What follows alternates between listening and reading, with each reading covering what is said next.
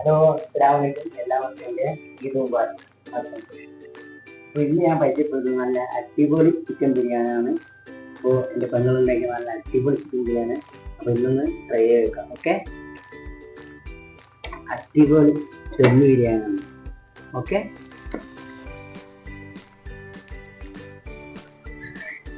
അപ്പോൾ നമുക്ക് ഈ ബിരിയാണി ഒന്ന് കഴിച്ചു നോക്കിയിട്ട് ഇതിൻ്റെ അഭിപ്രായം ഒന്ന് വരാം. ഓക്കെ,